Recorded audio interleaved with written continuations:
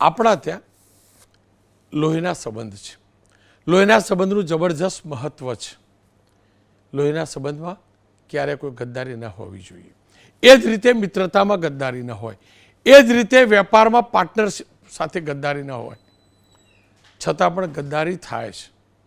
આપણે મહાભારત કેમ થયું એ જાણીએ છીએ, રામાયણની કહાની પણ જાણીએ છીએ. એ જ પ્રથા આજે પણ ચાલતી આવે છે. દર્દ ત્યારે થાય છે કે પાર્ટનર કે સગાને આર્થિક કોઈ નુકસાન પહોંચાડે, એની જમીન જાયદાદ સંપત્તિ હડપવા રેકેટ કરે, ષડયંત્ર કરે, ત્યાં સુધી માની શકાય. પણ તમે ક્યારેક કલ્પી પણ શકો? પાર્ટનરને હેરાન કરવા માટે, પાર્ટનરને પૂરો કરી દેવા માટે, અને એ પાર્ટનર જેની સાથે લોહીના સંબંધ હોય એને પૂરો કરી દેવા માટે એને એની ગાડીમાં ડ્રગ્સ મૂકીને, જીઆર ડ્રગ્સ મૂકીને ફસાવવામાં આવે, ક્યારે ન માની શકાય. પણ હા, આ કળિયુગ છે અને કળિયુગમાં બધું સંભવ છે. આવો કિસ્સો સુરતમાં આવ્યો છે. ભલું થજો સુરત પોલીસનું કે એને પ્રોપર ઇન્વેસ્ટિગેશન પાછળથી કર્યું અને સાચા વ્યક્તિને ન્યાય અપાવ્યો. આ કિસ્સો જે છે એના દ્રશ્યો પણ જોજો. એક ગાડી છે, એક ગાડીને પોલીસ પકડે છે, એ ગાડીની અંદર ડ્રગ્સ નીકળે છે. સૂચના આપવામાં આવે છે પોલીસને કે આ ગાડી જાય છે અને રોકજો, એમાં ડ્રગ્સ છે, એમડી ડ્રગ્સ છે.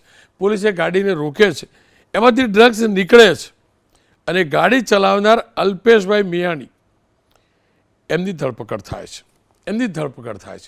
ધરપકડ થાય છે એટલે સ્વાભાવિક રીતે જ એ વ્યક્તિ ચિંતિત થાય છે. જીવનમાં ક્યારે સફેદ પાવડર ડ્રગ્સના રૂપમાં ન જોયો હોય એ વ્યક્તિ માટે કેવી સ્થિતિ સર્જાય તમે વિચાર તો કરો. ડ્રગ્સ ક્યારે જોયું નથી તો વેચવા કે ઉપયોગ લેવો તો બહુ દૂરની વાત હોય. એ વ્યક્તિ ડ્રગ્સના કેસમાં ફસાય, ડ્રગની હેરાફેરી કરતો આરોપ એની ઉપર લાગે, એને જેલમાં જવું પડે, તો આજના સમાજમાં એની શું સ્થિતિ થઈ હોય. જો કે આ જ મુદ્દે એ ધરપકડ થઈ, ત્યારબાદ ફરી એકવાર સરકારના ધ્યાનમાં લાવવામાં આવી અને તપાસ થઈ તો ધ્યાનમાં આવ્યું કે જે વ્યક્તિએ પોલીસને ઇન્ફોર્મેશન આપી હતી ને એ અન્ય કોઈ નહીં પણ આ જ અલ્પેશ મિયાણીના પાર્ટનર હતા. આ જ અલ્પેશ મિયાણીનો પાર્ટનર શ્રીમાન ગોટી હતો, ચિરાગ ગોટી. અને એને જાણકારી આપેલી, પોલીસે ઇન્વેસ્ટિગેશન કર્યું ને ખુલાસો થયો એટલે પેલા વ્યક્તિની મુક્તિ થઈ અને એ ગોટીની ધરપકડ થઈ. જો કે એ ગોટી છૂટવા માટે સુપ્રીમ કોર્ટ સુધી જઈ આવે જામીન માટે, જો કે હજી સુધી જામીન મળ્યા નથી. પણ મોરલ ઓફ ધ સ્ટોરી એ છે કે કોઈની પણ સાથે પર વિશ્વાસ મૂકતા 10 વાર વિચારવું જોઈએ. અત્યાર સુધી એવું સાંભળવામાં આવતું હતું કે કોઈને વેર વાળવા માટે એના ત્યાં રેડ પડાવી, ઇન્કમટેક્સની જાણકારી આપી, અરે ત્યાં સુધી કે દારૂની જાણકારી આપી, દારૂની 2 બોટલ મૂકીને પકડાવ્યા. પણ પહેલી વાર જોવા મળ્યું છે કે ડ્રગ્સના કેસમાં ફસાવવામાં આવ્યા છે. જો કે શિકારી પોતે જ છેલ્લે જાળમાં ફસાયો છે અને એટલે જ આ મુદ્દાને સમજવો જરૂરી છે. અલ્પેશભાઈ મિયાણી ભોગ બનનાર છે. ઝવેરભાઈ દેસાઈ એસપી છે સુરતના. ડૉક્ટર મોનિશ ભલ્લાજી પૂર્વ ઓફિસર છે એનસીબીના. મેં વાત કરી છે ઝવેરભાઈ દેસાઈ સાથે, પહેલાં એ જોઈ લઈએ આખો કેસ હતો શું. દેસાઈ સાહેબ, સમગ્ર ઘટનાક્રમ મારે સમજવો, જાણવો હતો. સાથે એ પણ જાણવું હતું કે આખા ઘટનાક્રમમાં, ગુનામાં ટ્વિસ્ટ કેવી રીતે આવ્યો એની તપાસમાં. ગઈ તારીખ 18/3/2025ના રોજ પોલીસ સિંગણપુર વાહન ચેકિંગમાં હતી. દરમિયાન સિંગણપુર પીઆઈને બાતમી મળે છે કે ભાઈ એક કાળા કલરની ગાડી બ્રિજ ઉપરથી ઉતરીને સિંગણપુર પોલીસ સ્ટેશનની હદમાં આવી રહી છે. એમાં કેટલીક ઓબ્જેક્શનેબલ વસ્તુ છે, જે પ્રતિબંધિત વસ્તુ છે, એમાં ડ્રગ્સ, દારૂ અથવા અન્ય ચીજ હોવાની સંભાવના છે. આવી બાતમીદારે બાતમી આપી પીઆઈ સિંગણપુરને, જેના આધારે સિંગણપુર પીઆઈએ પોતાના સર્વેલન્સના માણસો અને અન્ય સ્ટાફને વાહન ચેકિંગમાં લગાડી અને સદર કાર આવતાની સાથે ઊભી રાખી અને ઝડપી કરી. જેમાંથી શરૂઆતમાં કંઈ મળ્યું નહીં, પરંતુ બાતમીદારે જણાવેલ કે સીટની નીચે વસ્તુ છે. જે જગ્યાએ તપાસ કરતા પોલીસને ત્યાંથી સફેદ પદાર્થ મળેલો અને એ પદાર્થ મળતા એફએસએલને બોલાવેલી અને એફએસએલે 1.5-2 કલાક પછી પરીક્ષણ કરી સ્થળ ઉપર જ જવાબ આપેલો કે ભાઈ આ એમડી ડ્રગ્સ છે. આ એમડી ડ્રગ્સ હોવાનું અલ્પેશ મિયાણી, જે માણસ પકડાયેલો એનું નામ અલ્પેશ મિયાણી હતું, અલ્પેશ મિયાણીને પૂછપરછ કરી, પરંતુ અલ્પેશ મિયાણી આ વસ્તુથી અજાણ હતો. એટલે વધારે તપાસ ચોક બજાર પીઆઈને સોંપાઈ. ચોક બજાર પીઆઈએ આખી ઘટનાક્રમનો તમામ સીસીટીવી ફૂટેજ, ટેકનિકલ ડેટા અને આ ડ્રગ્સ ક્યાંથી આવ્યું છે અને અલ્પેશ મિયાણી પાસે કેવી રીતે આવ્યું, અથવા અલ્પેશ મિયાણી પોતે વેપાર કરવા લાવ્યો છે કે કોઈ અન્ય ઈરાદે લાવ્યો છે, એની તપાસ કરી. પરંતુ પોલીસને શરૂઆતમાં સફળતા ન મળી. ત્યારબાદ અલ્પેશ મિયાણીના પરિવારે સીપી સાહેબને રજૂઆત કરી કે સાહેબ, અમે ખરેખર નિર્દોષ છીએ અને કોઈએ અમારી ગાડીમાં ડ્રગ્સ મૂક્યું હોય એવું લાગે છે. જે દિશામાં તપાસ કરવી, જેથી આ તપાસ ચોક બજારમાંથી લઈ અને એસઓજી શાખાને તપાસ આપવામાં આવી. એસઓજી શાખાના પીઆઈ શ્રી ટીબી પંડ્યા સાહેબે આ કેસમાં તપાસ કરી અને એમને ખૂબ સારી સફળતા એ મેળવી કે આ ડ્રગ્સ જે માણસો લાવ્યા હતા એમને શોધી કાઢ્યા. અને ડ્રગ્સ એ લોકો સમીર બલ્લર નામનો માણસ સફી પાસેથી લાવ્યો હતો અને સફી એક હમજા પાસેથી લાવ્યો હતો. અને સમીર બલ્લરે આ બાતમી આપનાર, જેણે પોલીસને બાતમી આપી હતી ચિરાગ ગોટીએ, એણે આપેલું હતું.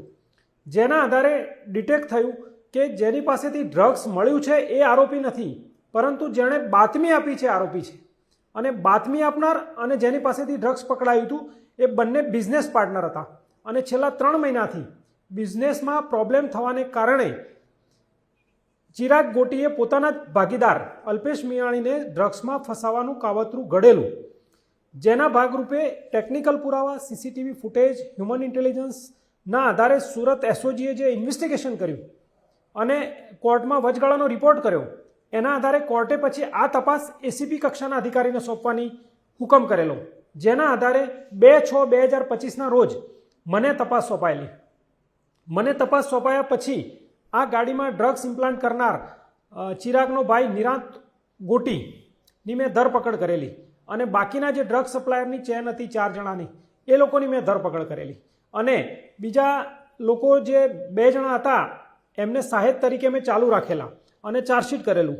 ત્યારબાદ નિરાંતની અરજી ચાલેલી નીચલી કોર્ટમાં, સેશન કોર્ટમાં, જે રિજેક્ટ થઈ હતી.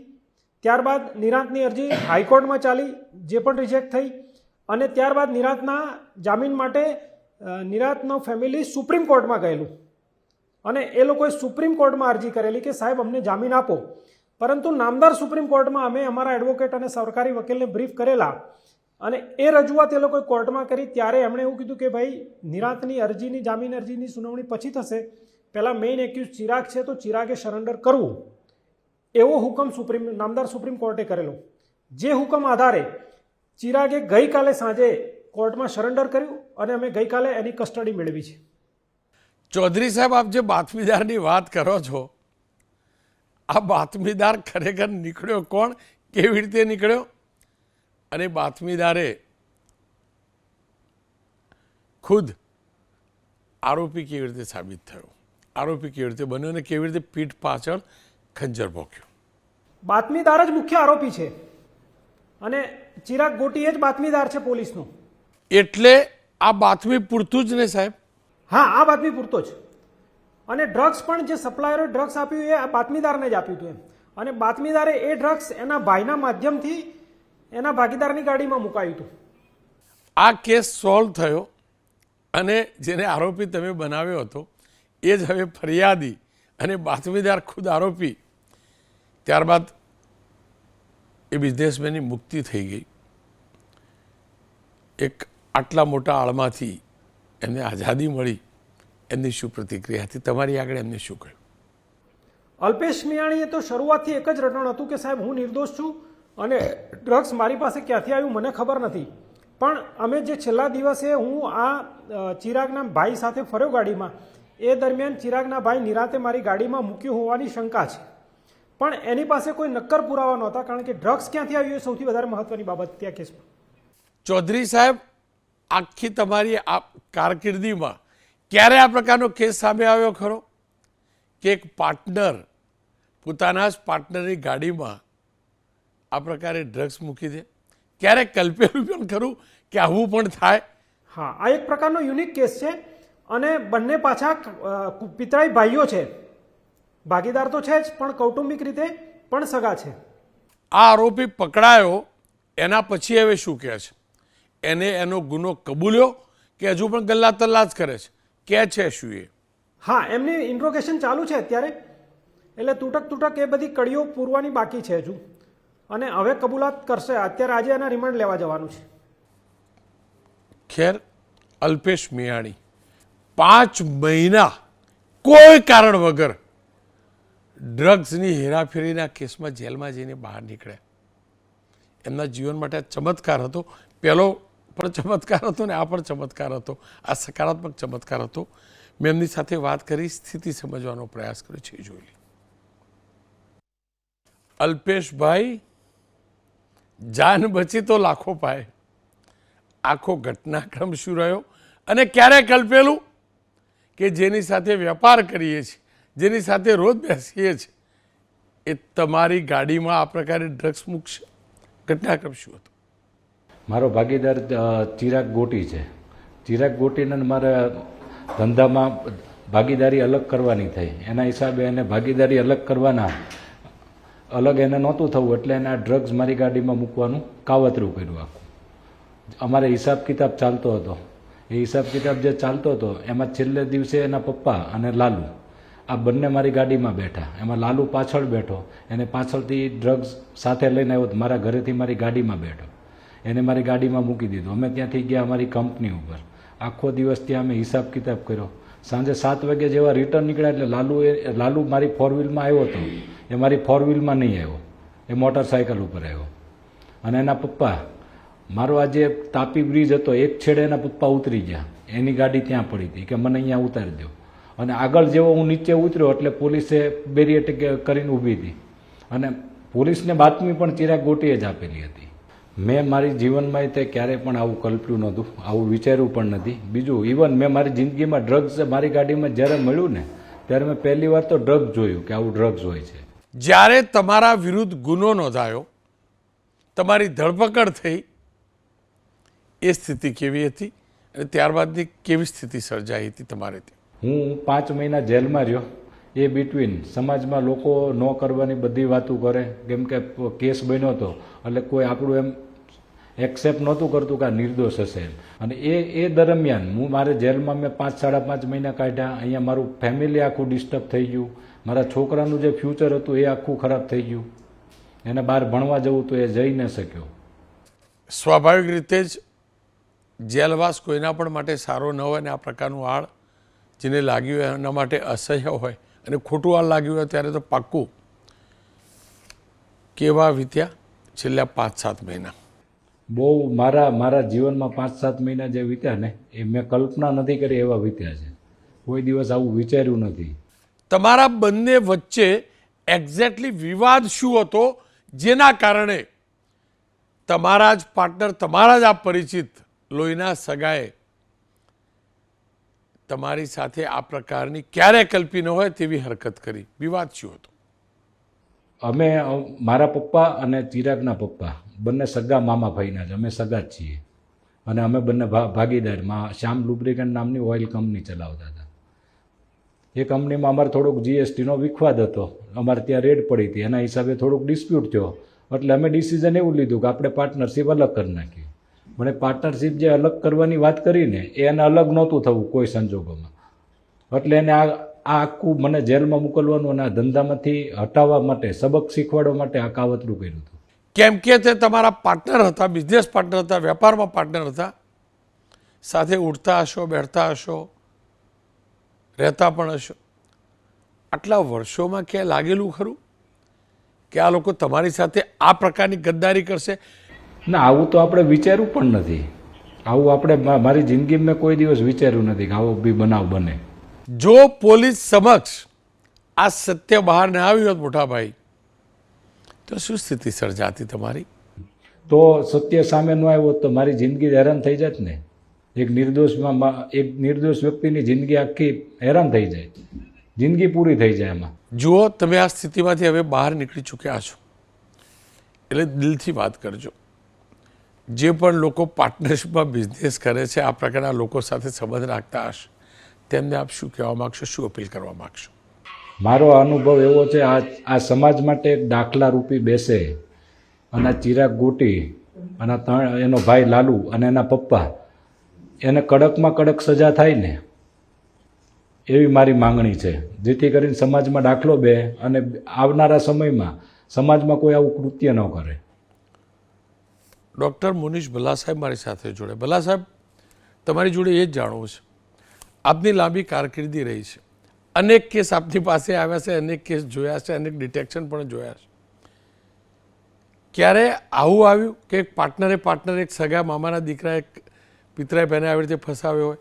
અને સાથે એ પણ જાણવું છે, એકવાર કોઈ વ્યક્તિ ખોટી રીતે ફસાય છે અને જો જ્યાં સુધી એ ક્લિયર નથી થતું એ નિર્દોષ છે, તો આ પ્રકારના કેસમાં કેટલી હેરાનગતિ હોય છે. જો આરોપીઓ માટે હું ઘણીવાર બોલ્યો, બરાબર, પણ નિર્દોષ જ્યારે ફસાય છે ત્યારે એને કેવી સ્થિતિ સર્જાય છે? રોનકભાઈ, હું તમારો આ પ્રોગ્રામ સાંભળતો હતો અને મારી એટલા મોટા કરિયરમાં, એટલી મોટી લાઈફમાં જે મેં એટલું બધું કામ કર્યું અને તમને ખબર છે કે નાર્કોટિક્સમાં કેવું કામ છે મારું અને કેટલી રિસર્ચ છે આ સબ્જેક્ટમાં. બટ આજે જ્યારે મેં આ બધું સાંભળ્યું તો મને એવું લાગ્યું કે આ રિયાલિટી આવી થાય તો આજે આપણે આ મુદ્દાને લઈને આજે હું અત્યારે લખતો જ હતો કે મારી જે ચોપડીમાં NDPS એક્ટ 2.0નું કીધું છે કે એક્ટમાં આપણે હવે ચેન્જ કરવાની જરૂર છે, કારણ કે સૌથી ઇમ્પોર્ટન્ટ છે કોન્શિયસ પોઝિશન. હું તમને સમજાવું શું કહેવા માગું છું. અત્યારે અલ્પેશભાઈ કીધું કે મારી ગાડીની અંદર મારા જ પાર્ટનરે ડ્રગ્સ ઇમ્પ્લાન્ટ કરી નાખ્યા, ગાડીની અંદર છુપાઈને રાખ્યા અને એમને પણ ખબર નથી કે મારી ગાડીમાં ડ્રગ્સ છે. ઓકે, જ્યારે પોલીસે પકડ્યું ત્યારે પોલીસને પણ નથી ખબર કે ભાઈ અલ્પેશભાઈ સાચામાં ડ્રગ્સનું કામ કરે છે કે ભાઈ એ નિર્દોષ છે. એટલે પોલીસ વિલ ફર્સ્ટ ઇન્વેસ્ટિગેશન જ્યારે થાય તો એમને તો એરેસ્ટ જ થાય. ઓકે, એટલે એમને જ્યારે કીધું કે મને 5 મહિના લાગ્યા અને મને ખબર છે કેવી રીતે એમના 5 મહિના નીકળ્યા હશે, આઈ કેન ઇમેજિન એવરીથિંગ. તો આજે જે એક્ટ છે, જે સેક્શન 37 છે, જેની અંદર આ બેલ થાય છે, એ એટલો ઇન્ડિયાનો સૌથી સ્ટ્રિક્ટમાં સ્ટ્રિક્ટ જો કોઈ લો હોય તો NDPS એક્ટ છે.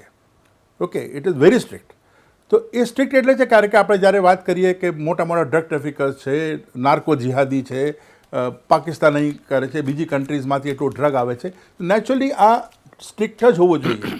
બટ જો આવા દાખલા આપણને દેખાવા મળે તો એનો એ અર્થ થાય છે કે આ મિસયુઝ કેવી રીતે થઈ શકે છે. એક રાઇવલરીમાં, એક દુશ્મની કાઢવામાં, એક બદલાની ભાવનાથી કેવી રીતે આ એક NDPS એક્ટ જેટલો સ્ટ્રોંગ બનાવ્યો છે કન્ટ્રીની સેફટી માટે, એને કોઈ મિસયુઝ કેવી રીતે કરી શકે છે. હું અત્યારે જોતો હતો અને સાંભળતો હતો અને મને થોડી રિસર્ચ મેં કરી ત્યારે ખબર પડી કે એમના જે પાર્ટનરે NDPS એક્ટ માટે અને ડ્રગ્સ માટે ગૂગલ પર સર્ચ કરી. એટલે હવે તમે વિચારો કે આ એક્ઝામ્પલથી એ ખબર પડે છે કે એક્ટની અંદર ક્યાં સુધારો કરવાની જરૂર છે. એટલે હું જો કહું છું કોન્શિયસ પોઝિશન, એટલે જે માણસ પાસે ડ્રગ્સ મળ્યા છે એને ખબર જ ના હોય કે મારી ગાડીમાં ડ્રગ્સ હોય તો એ કોન્શિયસ પોઝિશન નથી. આ જ વસ્તુ હાઈકોર્ટે કીધી છે, આ જ વસ્તુ સુપ્રીમ કોર્ટ અત્યારે કહે છે, પણ એક્ટ એવું નથી કહેતો.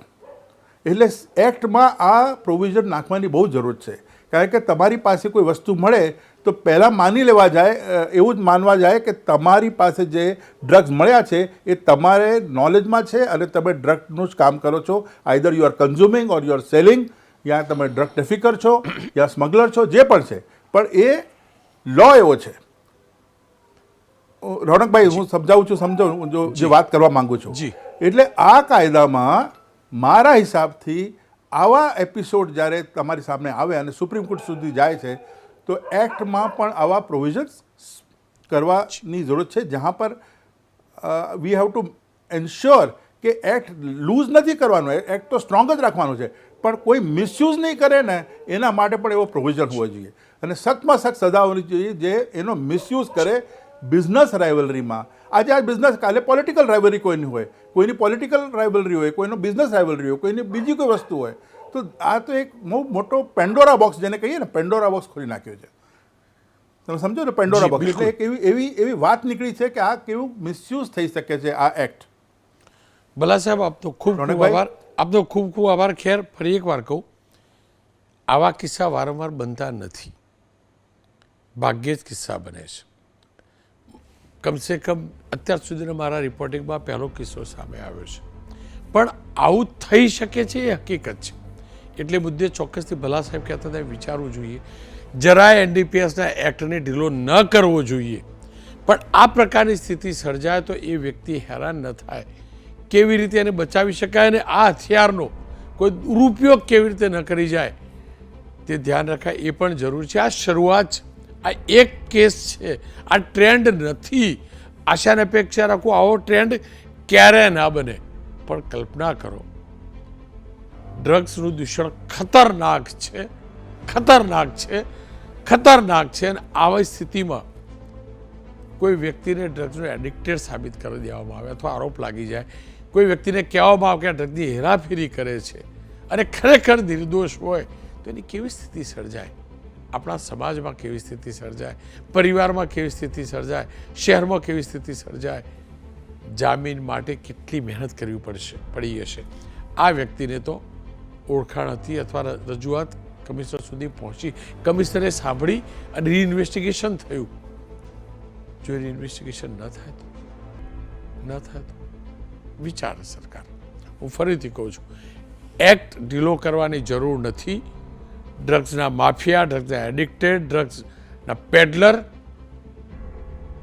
એમને લટકાવી દેવાની સજા હોય ને તો પહેલી ફાંસીની સજાની જોગવાઈ કરવી, જેમાં જરાય ખોટું નથી. પણ કોઈ નિર્દોષ, આ પ્રકારનો નિર્દોષ, કોઈ દાવપેચ કરીને નિર્દોષ સાબિત થતો હોય નહીં, એ હેરાન ન થાય એ જોવું પણ જરૂરી છે. છેલ્લે મૂળ વાત ઉપર આવું, પાર્ટનર હોય કે રિલેશન કોઈ પણ, શંકા આપણે ન કરીએ હકીકત છે, કરવી પણ ન જોઈએ. પણ સતર્ક ચોક્કસથી રહેવું જોઈએ. અને જ્યારે એની અંદર તિરાડ પડી હોય ને એટલે ચોક્કસથી વધુ ધ્યાન આપવું જોઈએ કે તિરાડ કે આખી દિવાલ તો નીચે પાડે એવી નથી ને. બસ આ કાર્યક્રમ પાછળનો હેતુ પણ મારો હતો, પાર્ટનર હોય, મિત્ર હોય, કોઈ પણ સંબંધ હોય, તિરાડ પડે છે ને અને જ્યારે બદલો લેવાની ભાવના વિકસિત થતી હોય છે, ડેવલપ થતી હોય છે, ત્યારે સતર્ક રહેવું જરૂરી છે. બસ સતર્ક રહેવું જરૂરી છે. આશંકાની કોઈ જરૂર નથી. હું ડરાવવા માટે નહીં, માત્ર સતર્ક રહેવા માટે આ કાર્યક્રમ